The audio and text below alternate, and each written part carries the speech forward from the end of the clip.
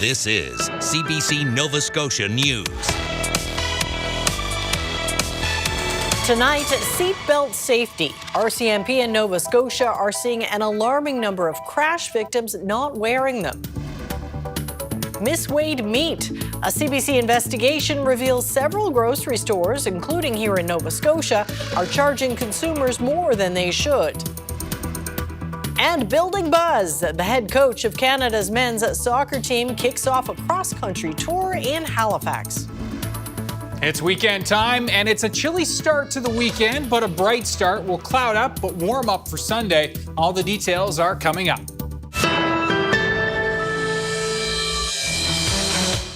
Good evening. Seatbelts have been the law in Nova Scotia for 40 years, but RCMP crash investigators are seeing an alarming trend in people not wearing them. They're also seeing a rise in the number of fatal accidents in the province. Blair Rhodes reports. Take a look at this. Now, take a closer look. That figure flying through the air is a crash test dummy. It was sitting in the passenger seat, but was not wearing a seatbelt. That's happening more often than you might think. I can tell you that I investigated a collision last year where, at a very high rate of speed, a vehicle lost traction, started to yaw across the highway, and tumbled in very much the same manner that we see here on the video. One occupant was restrained, one occupant was not. The unrestrained occupant was ejected and died at the scene, and the restrained occupant, while injured, did not die. Dustin Durrett is with the RCMP's Collision and Reconstruction Section, or CARS. When you hear of a highway being closed because of an accident, the CARS team is on the scene, trying to figure out what went wrong. When we go to a crash scene, we have a number of desired objectives. Direction of travel of the vehicles, area of impact, speed, actions before the collision, whether there's a braking or steering actions before collision. Those are some of the items we try and determine, and using our scene evidence, we would do that. The CARS team brings a variety of tools to a crash scene, including a drone to get a bird's eye view of things, and devices for measuring road conditions and other details, like skid marks. They also get information from the car itself through the so-called black box. It records things like the speed of the vehicle, whether brakes were applied, and when the airbags might have deployed. That accident Durrett investigated last year was one of 77 fatal accidents that RCMP investigated in 2024. That's a big increase over previous years, and in many of those cases, the fatalities were caused by people not wearing seatbelts. The number of times that I've gone to a crash where in my mind, had the occupant or a person's been wearing a seatbelt and they would have survived, for me, once is too many. All they had to do was buckle up, and they would have been inside the car versus outside the car, or they would have been certainly not bounced around as much. But ejection, being ejected out of the vehicle with no seatbelt on, in my mind, there's no excuse for that. Wearing a seatbelt has been the law in Nova Scotia since 1984, but right from the beginning, there was resistance to the idea. The question is, do you agree with the government's decision to make seatbelt use mandatory? Oh, I don't agree with them whatsoever. Why not? Because I think it's, I don't find it safe myself. Because it should be a choice. It's freedom of choice in this country, isn't it? No, I don't. Why not? I don't know. I just don't like seatbelts, that's all. Attitudes have come a long way since then, but last year's statistics show there's still a long way to go. When I go and I see one that could have been prevented by a simple click of the seatbelt, it's a little bit frustrating. It's depressing, and thinking about, the impact that this has not only on the first responders at the scene, but this person's family now has lost somebody because a click was not heard. It would be nice if more people would be wearing their seatbelts, and if we do have to attend the collision, at least it's because you're injured, not because you've died. Blair Rhodes, CBC News, Halifax. 2 men have been taken to hospital with serious injuries following a house fire in Dartmouth. The fire broke out in a small A-frame on Thompson Street this afternoon. Fire officials say the 2 men living there were rescued by firefighters but were badly burned. The house was heavily damaged in the blaze, with the entire first floor of the home being burned through. Our firefighters were called for a report of a house heavily engulfed in fire.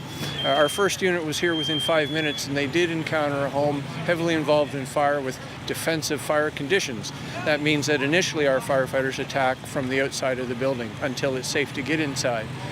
They put a very quick knock on this fire and brought it under control. Meldrum says it's too early to say how the fire started, but neighbors say it appears it started in the kitchen. Premier Tim Houston is calling for more accountability from Halifax Water after a 2-day boil water advisory this week. Houston wrote a letter today to the Nova Scotia Utility and Review Board calling for an investigation and a list of improvements to restore, quote, competence and confidence in the organization. The boil water advisory was in place for more than 200,000 customers after a power issue caused chlorination process to fail at the Pockwalk water treatment plant. It forced Nova Scotia Health to postpone hundreds of surgeries. It was the second time the chlorination system failed after a power failure in the facility. Halifax Water has confirmed there will be an internal investigation into the cause. Well, we have a follow-up to a CBC News investigation we told you about last week. Some Canadian shoppers and consumer advocates are calling for major grocery chains to be held accountable after that investigation revealed several stores, including right here in Nova Scotia, had misweighed meat and left consumers to pick up the tab. As Sophia Harris reports, it's a persisting issue, and that's prompting shoppers to take action. Okay, away the chicken. A recent CBC News investigation uncovered Loblaw, Sobeys, and Walmart stores selling underweighted meat. Okay. Based on a tip from a shopper, CBC found more at this Sobeys-owned store.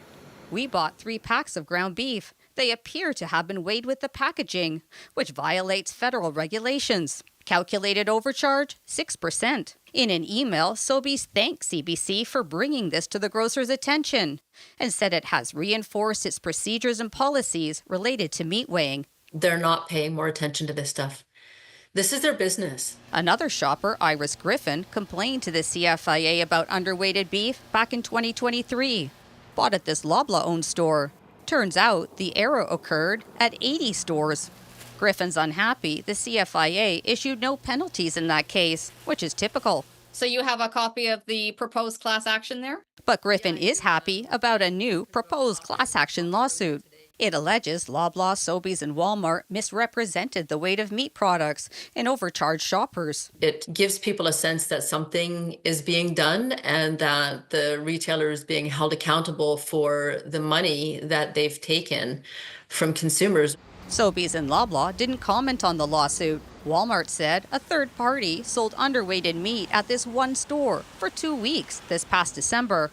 But a customer at that store complained about the problem on social media back in October, 2 months earlier. Walmart says it's investigating. It's the government's responsibility to verify compliance. This consumer advocate says the CFIA needs to penalize grocers which break the rules. It's beyond me that they don't take more enforcement, and heavier enforcement also sends a message. How much would it cost them? The federal NDP has sent a message to Canada's Competition Bureau, asking it to hold these giant corporations accountable. The CFIA says it issues fines when appropriate. And following CBC's investigation, the agency launched a new website about how to report and spot misweighed food. Sophia Harris, CBC News, Vancouver.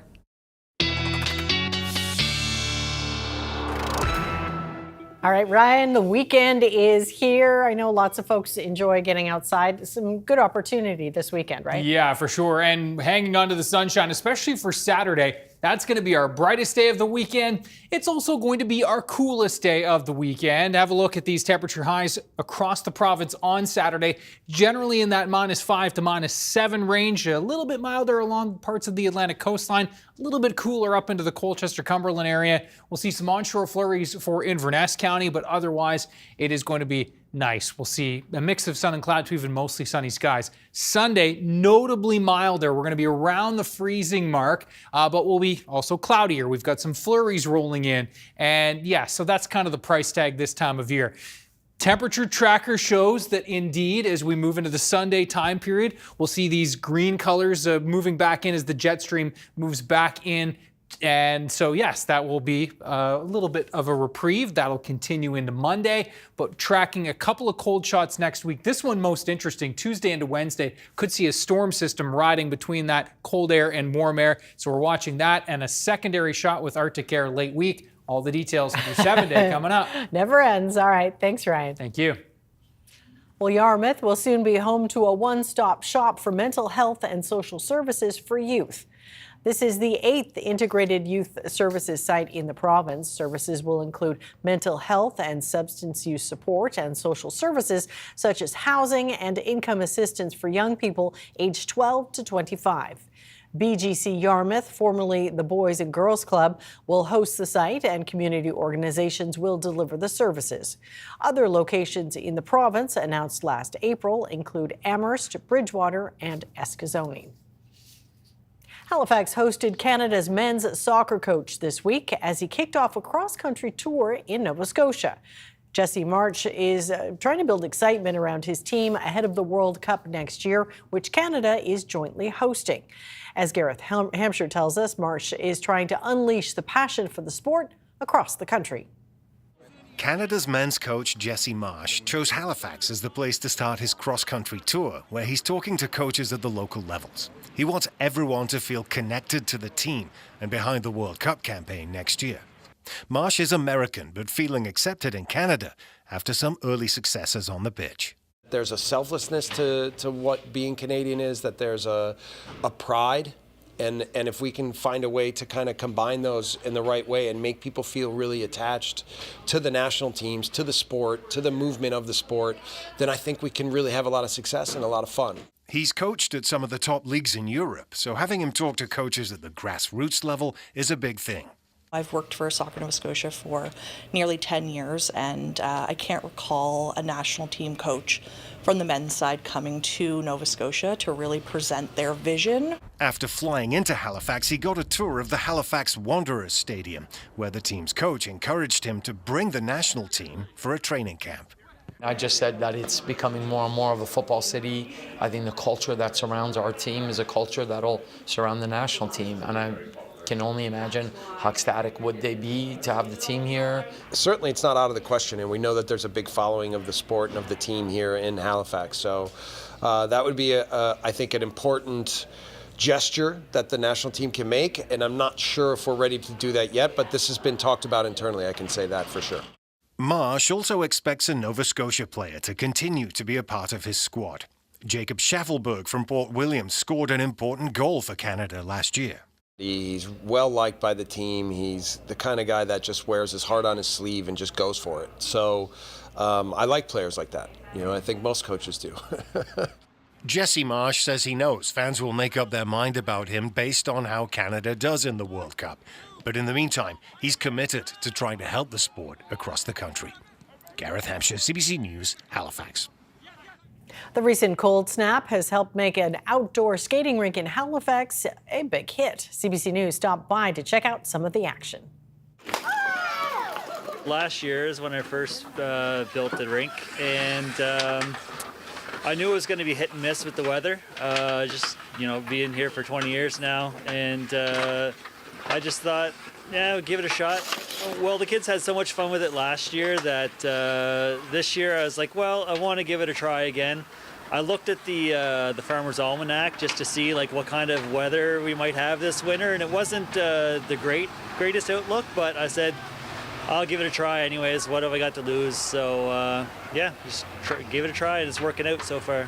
It's pretty fun. I can have all my friends over, and then helps me practice, so it's really great. Charlie's hockey team loves it. They're here quite often, and their siblings, and my daughter loves having her friends over as well to go on it.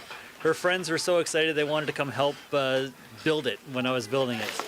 I think the best thing is like practicing your skating, because then you don't have to go to the oval and like drive really far. It's right in your front yard, and you can it's like good to practice hockey on even if you don't play. So you don't have to like go to the Lions rink or go to the oval or anywhere with the rink. You can just skate in your front yard. Well, from the backyard rink to the oval, lots of folks are skating. Ryan's up next with his full weather forecast.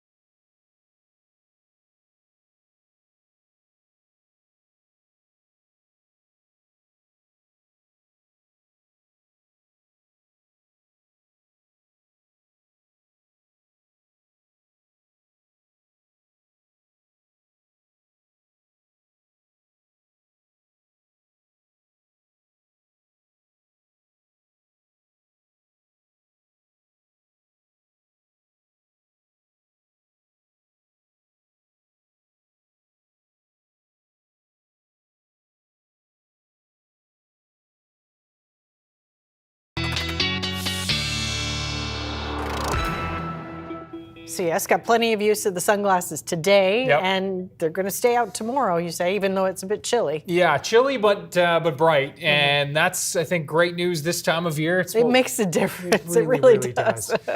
So that'll be nice to enjoy some sunshine for tomorrow. Temperatures definitely milder on Sunday, right near the freezing mark, maybe even edging above the freezing mark in a couple of spots. That'll feel different.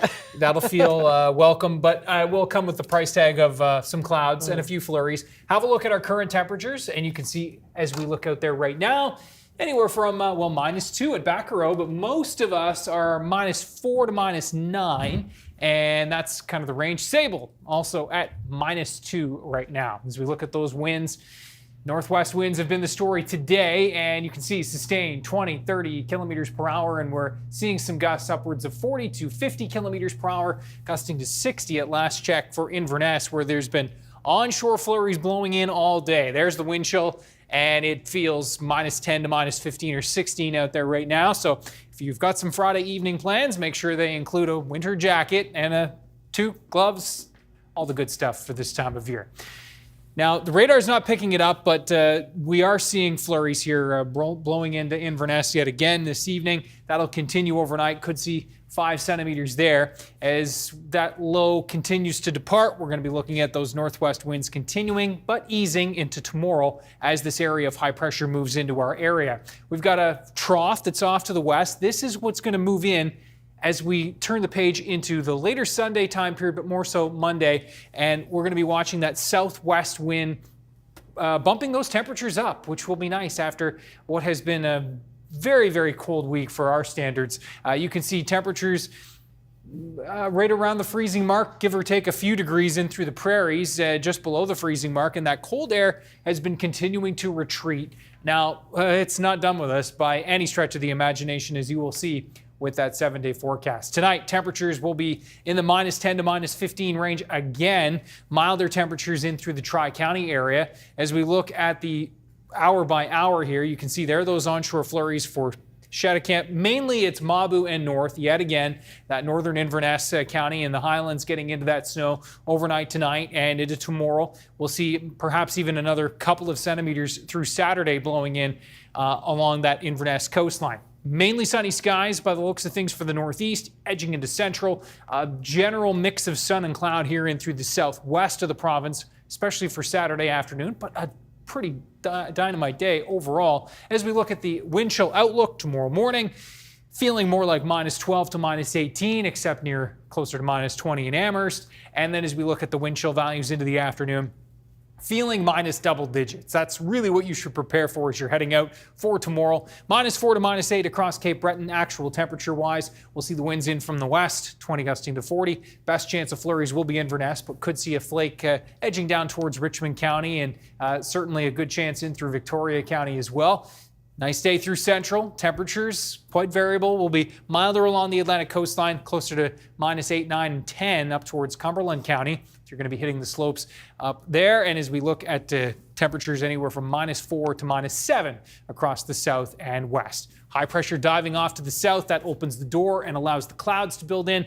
Note these flurries moving in for Sunday. That's going to be certainly a chance to see some light accumulation with these building clouds throughout the day. Sunshine fades away for eastern and then central and then eastern areas on Sunday as that weak little low passes through. Back to a little bit of sunshine on Monday, but again, increasing clouds, and this is the next low that will be reinforcing that southwest flow, and that will indeed bump the temperatures up. So the colder air starts to retreat here. We get back closer to this jet stream, and there's that, again, the green starting to move in, but that colder air is really going to be trying to force its way in next week, and it looks like, while it may do so, or at least try to do so, Wednesday night, looks like perhaps a system on Wednesday. We'll have to keep an eye out for that.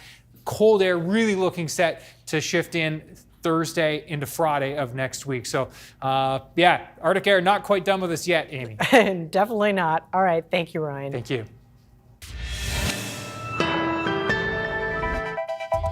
Coming up, a new project in the Annapolis Valley is aiming to help people cope with grief.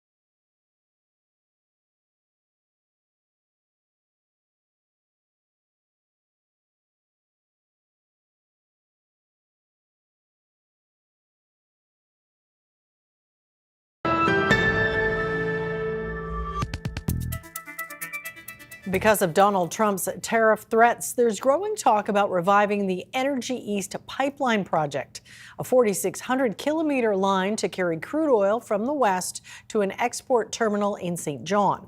The premiers of Alberta and Nova Scotia have called for Ottawa to get the project restarted. But as Jacques Poitras reports, there are big obstacles to the pipeline. The Energy East pipeline project has been dead for more than 7 years. Now Donald Trump has some premiers talking about bringing it back to life. Why wouldn't we talk about Energy East? I mean, I called for the Prime Minister and asked the federal government to immediately approve the Energy East project. Energy East was announced in 2013, a proposed pipeline to carry crude oil from Alberta to St. John for export to global markets, to reduce Alberta's dependence on the U.S. market. With Trump's tariff threat, that's a priority again. we want to stop being so reliant on a single trading partner. We've got to take down internal trade barriers between Canadian provinces, start looking at how we can do major nation building projects to our east and west coast. Here's one problem. No private sector company is proposing to revive the project. TC Energy, once known as TransCanada, scrapped Energy East in favor of trying to revive its Keystone XL pipeline to the U.S. TC Energy sold off its oil pipeline division last year. The spun-off company Southbow says its focus is using its existing infrastructure to supply more oil to the U.S. Problem number two, it would be hard for any other company to build a 4,600-kilometer pipeline. TransCanada had a natural gas line covering 2/3 of the distance and was going to convert it to oil, so it would only have to build new pipe for a short distance. That extra bonus of having the steel there bridged the gap between what would otherwise be an unsustainable or too expensive a project and made it feasible.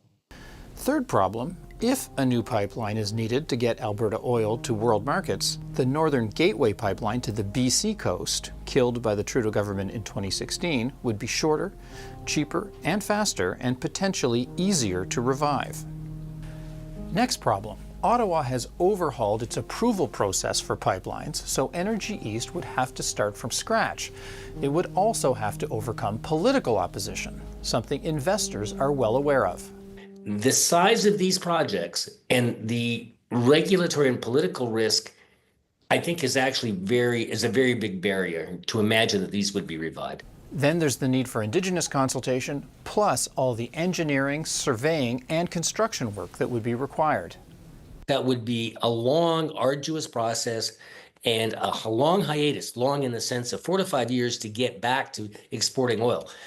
That is never going to happen. President Trump will be in power for 4 years. Building a pipeline takes a lot longer than that, so anybody who tells you that's a short-term answer to diversifying energy systems doesn't really know what they're talking about. Thank you, everybody. I'm just pulling into St. John, and look at that. Even Energy East fan Pierre Poilievre is no longer talking about getting Alberta oil to New Brunswick if he's Prime Minister. Of oil, so that the oil that comes here can come from Newfoundland rather than coming from overseas.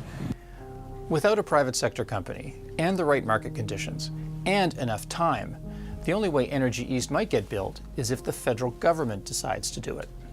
Things that we think of today as being not possible, it's partly because we haven't had that kind of urgency and effort to make it happen. Now, is that going to be there either from a Poilievre government or a Carney government or a Freeland government? I think that's the question that's sort of up in the air. But I think we do have to say there could be a very different world once you're in a 25% tariff environment. Loss is something everyone experiences at some point or another. Now, a new project in Colebrook in the Annapolis Valley is aiming to help people cope. Terry Milton is volunteer librarian with something called the Grief Library, and this is what we have behind us. Yes. So the Grief Library is a project of the Valley Hospice Foundation, and it is a collection that specializes on grief and bereavement. So we loan resources out to anyone in the province of Nova Scotia, free of charge, in a Books by Mail program. So folks that are out there dealing with loss and grief and bereavement in all its forms can get some helpful resources. Do you find sometimes people are a bit shy or reluctant to talk about grief? Sure, especially because for a long time, grief and death and dying were taboo topics, and we didn't talk about them. And that's sort of exactly the point of this collection, is to help our community build grief literacy and recognize that it's something that's with you all of your life, and that bringing it out into the light and talking about it and reading about it and sharing that experience with other people is actually very helpful for everyone. Who's been accessing these resources? Oh gosh, right now we have over 27 registered borrowers, and we've loaned more than 180 resources. That is people who are experiencing grief. It might be acute grief, it might be grief that they've been dealing with for a long time. We also have practitioners out there, so people that work in hospice and palliative care settings, people who are grief counselors, the clergy community, people who encounter people in their daily work who are experiencing grief and loss. So they have been borrowing resources to be able to help people better as well. And this idea all started on a napkin, is that right? Yeah. It's quite a story. So I was on the board of the Valley Hospice Foundation, and back in October 2023, we sponsored two of the staff at Valley Hospice to go to the Canadian Hospice Palliative Care Conference in Ottawa. And they were challenged at that conference to think about how they could build grief literacy in the community. Grief library was just written on a napkin at a coffee break. So when they came back from that conference, they came to the board with that idea of a grief library. I'm a librarian with 25 years of experience. I put my hand up and said, I'm in, I volunteer, I'm giving you my time. So let's get this project started. So it was the brainchild of Kate and Sarah, who are at the hospice, and folks in the Valley will know who I mean. And it has grown from there.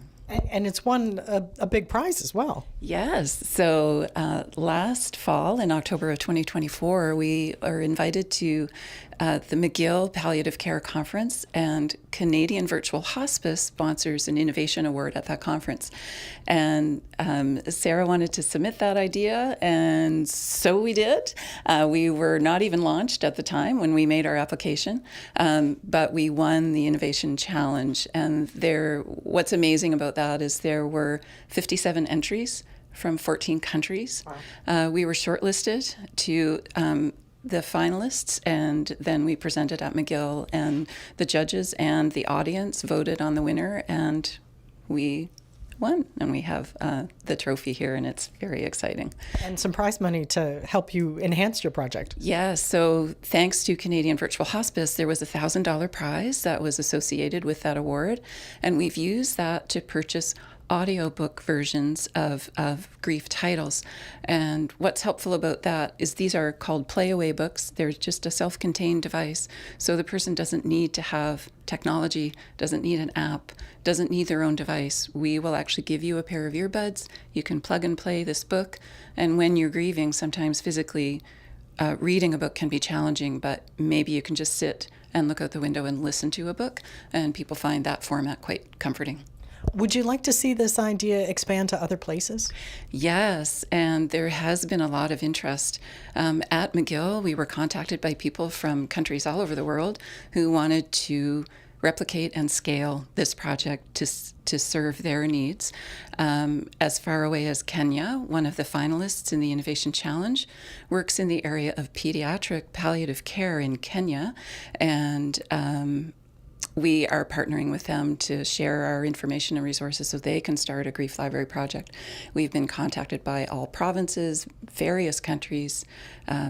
So the interest is growing, and the response to it is affirming as well. We know that we're onto something because the interest that this has generated has been really significant and really positive. All right, well, best of luck going forward, and thanks so much for your time. Thank you.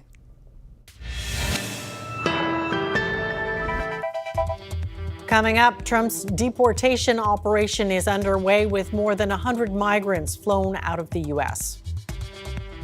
And thousands of people are picking through the ruins of Gaza looking for traces of missing family members.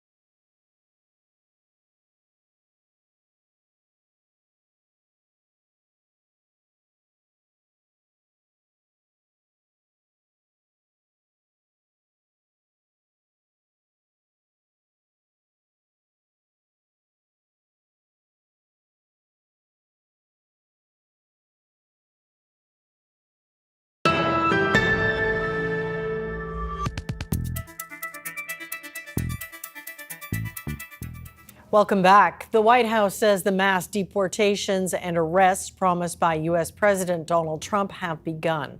Officials say about 160 illegal migrants have already been sent from the states to Guatemala. Richard Madden reports on the roundups and the reaction. New photos from the White House show long lines of shackled migrants boarding military planes leaving the U.S. in what officials call the largest deportation operation in the country's history. Deportation's going very well. We're getting the bad, hard criminals out. These are murderers. These are people that have been as bad as you get, as bad as anybody you've seen. We're taking them out first. The White House says immigration raids began Tuesday at midnight, with agents arresting or detaining nearly 900 people from more than a dozen countries, including Mexico, Colombia, Honduras, and Venezuela. Overnight, surveillance video shows federal agents raiding this seafood shop in Newark, New Jersey. Witnesses say the agents went inside, targeting anyone who looked Hispanic, questioning their immigration status. The city's mayor is furious, calling it warrantless and unconstitutional. Obviously, some ICE agents raided a business in our city without a warrant. When I got this information, I was appalled, upset, angry that this would happen here in this state, in this country, that this would be allowed. Federal authorities say their actions are part of a targeted enforcement operation, but swept up in their detentions were U.S. citizens, including a military veteran. This is going to violate the fundamental constitutional rights of not just immigrants who are caught up in this process, some who have legal status, some who don't, but also everyday American citizens. In the busy border town of McAllen, Texas, this immigration lawyer says people are worried of racial profiling and getting harassed by agents for constant proof they can be inside the country. Everybody's scared. I mean, I haven't had this many calls in a long time. They want to know, are we going to be okay? Am I going to be fine? Am I going to get deported? Is my mom going to get deported? Is my dad getting deported? They're concerned that they just don't have any rights anymore. Federal officials say agents can now launch immigration raids inside schools, churches, and courthouses. The White House says these actions are, quote, sending a strong and clear message to the world that if you illegally enter the U.S., you'll face severe consequences. Richard Madden, CBC News, Washington. Russia is claiming another victory in eastern Ukraine. It says troops have taken control of a strategic town near Donetsk. At the same time, Russian President Vladimir Putin says he's ready for talks with U.S. President Donald Trump on a wide range of topics, including ending the war. Trump has threatened sanctions against Russia if the fighting continues.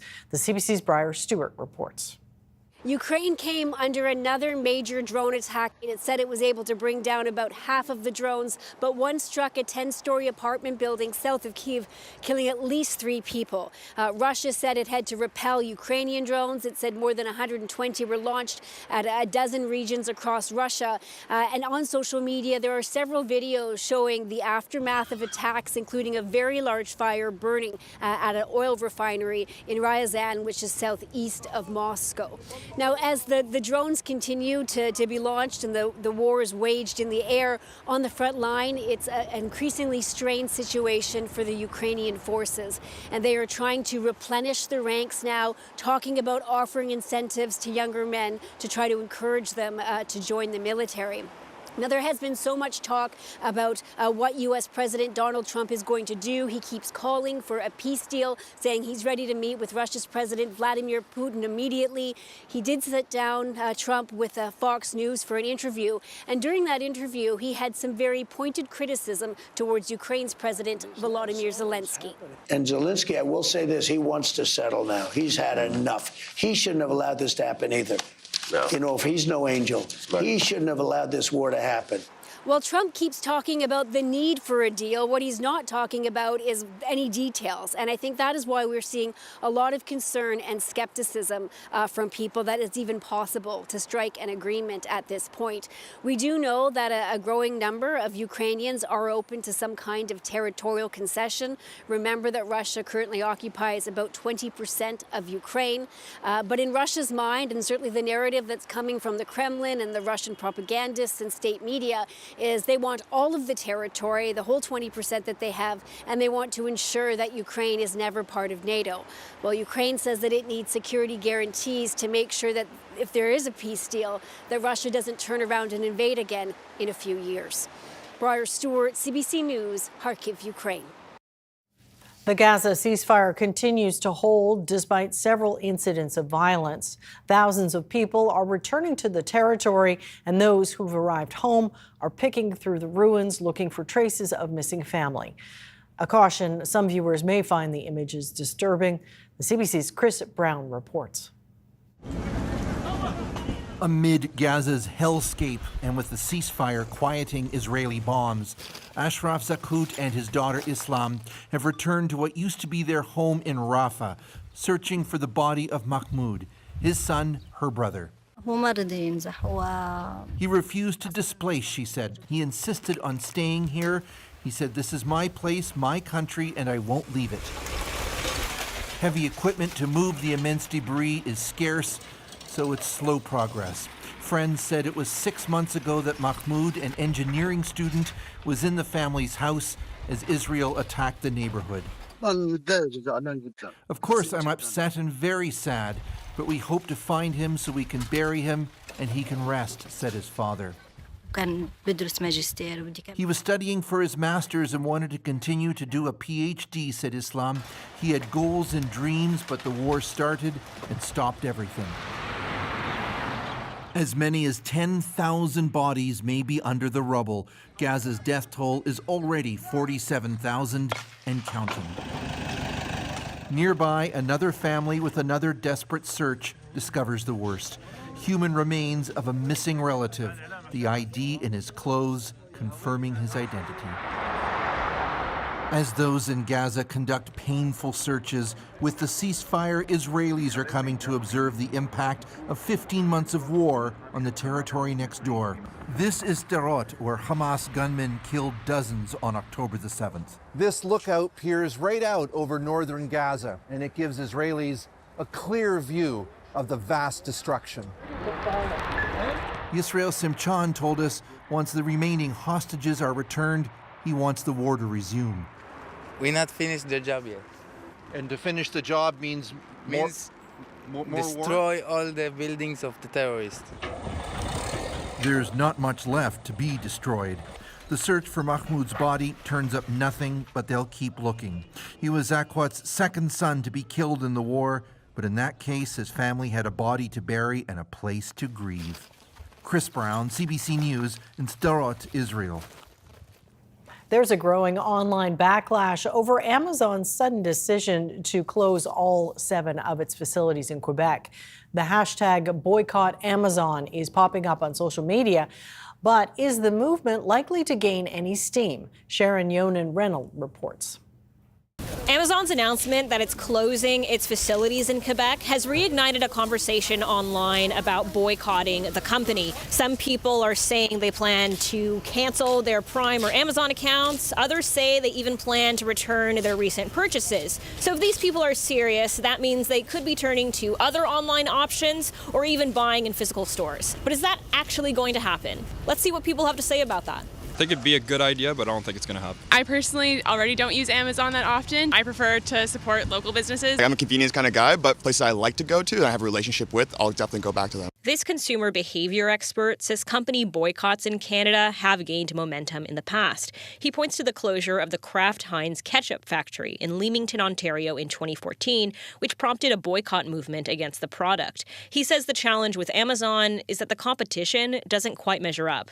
For Amazon, you don't have that many retailers that provide the same convenience, the same fast delivery, the same variety of products. This is one big inhibitor. Still, the Canadian Federation of Independent Business hopes the Amazon closures build momentum around buying local. We build a stronger economy if we are helping our small businesses. 60 cents are staying in the economy when you shop local, 8 cents with the online giants. But will that be enough to convince people to opt for local over convenience? Experts aren't very optimistic, but they do say that a lot rides on whether or not Amazon will be able to provide the same quality of service in Quebec after the closures. Will people get their packages on time? Will the same amount of stock be available? And the company has said, yes, it will. And experts say that will ultimately be the decider for whether people click confirm order or sign out.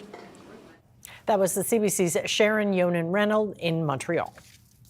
Well, if you've ever needed to buy medicine for a pet, then you'll likely know the cost and difficulty of getting those prescriptions filled. What you may not know is there are options apart from your neighborhood vet clinic. The Fifth Estate is looking into the issue as part of a joint investigation with Marketplace and Radio-Canada. Co-host Stephen D'Souza reports. Weave, go buddy, go! Grace Frankel knows these are precious moments with Finnegan.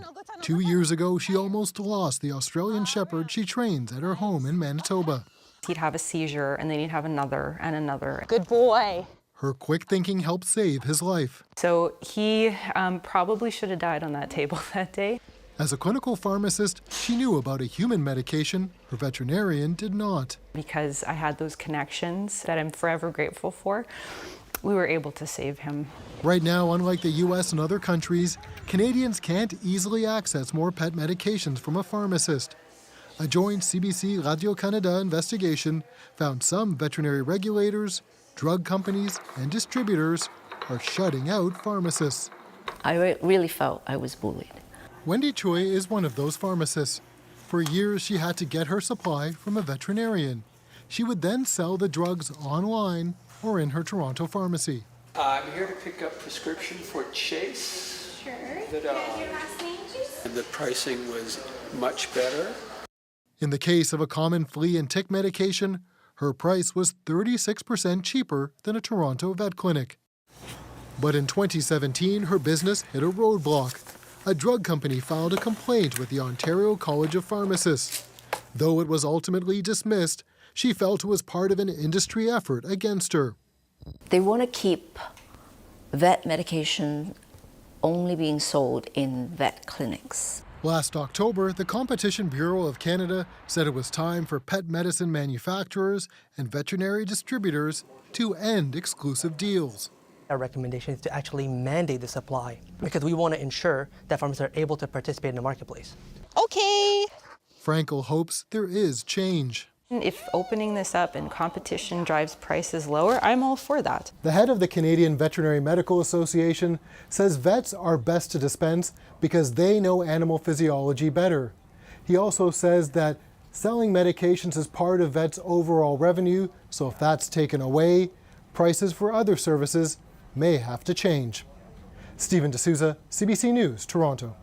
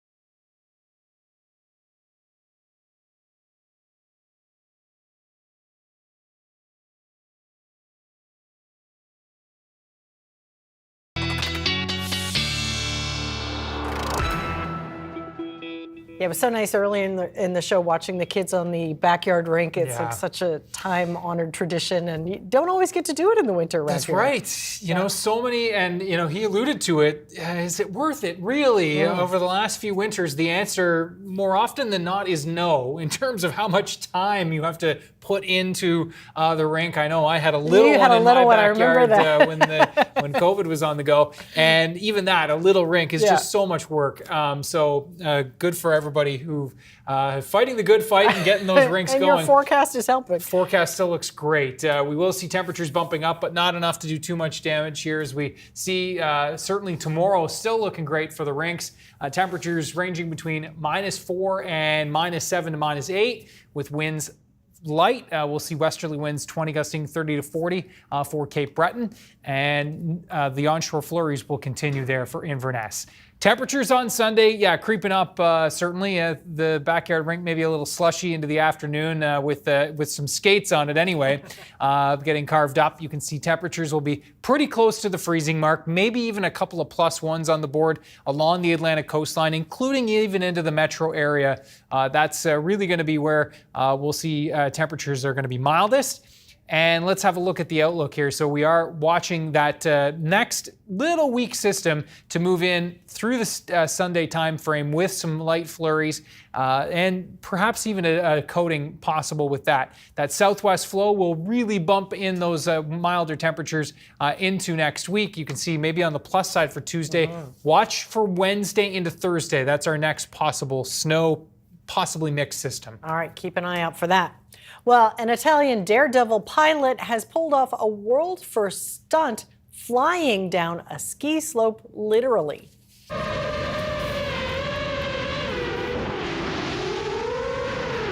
That is Dario Costa roaring down the slopes of the ski run in Austria, bobbing and weaving his plane down one of the most challenging ski courses in the world, reaching speeds of 350 kilometers per hour. He flew as close to the course as possible as he fought against gravity and depth perception challenged by white snow, but in some ways the Red Bull Air race pilot wasn't alone. American Ski Hall of Famer Darren Raldives joined the dance from the ground the traditional way. No, thank you.